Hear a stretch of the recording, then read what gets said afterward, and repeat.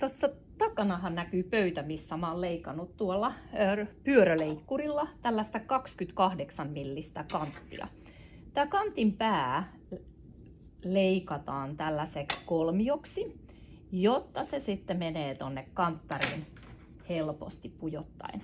Ja nyt lähdetään niin, että tämän resorin nurjapuoli on itseenpäin, eli täältä lähdetään viemään tänne ohjaimeen, tänne suuttimeen, kanttarin sisään, ja nyt kun siinä on terävä pää, niin se menee tuolta näppärästi läpi. Näin. Ja tässä sitten pidetään erityisesti huomiota, että tuo kantti, kun se on tälleen itse leikattu ja pysyy, niin se tulee sitten kevyesti tuolta pöydältä eikä jää kiristämään. Näin. Sitten kun se on tuossa sisällä, niin täältä suuttimesta tulee valmiiksi tämä ensimmäinen käänne.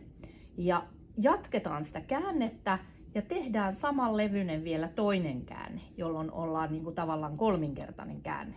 Ja nyt kun sitten painijalka on ylhäällä, niin lähdetään pujottamaan tämä käännetty vaan kantti tänne painijalan alle, vähän venyttäen napakasti ja vedetään se sinne. Ja silloin tämä automaattisesti tässä edessä asettuu ihan oikeaan asentoon ja voidaan laskea painijalka ja lähteä tekemään pieni testiompelu.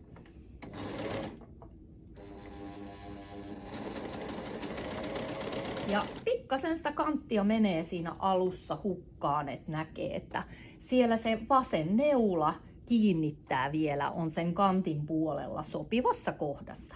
Ja jos se ei ole, niin tällä ruuveilla pikkasen sitä kanttaria saadaan siirrettyä sivusuunnassa.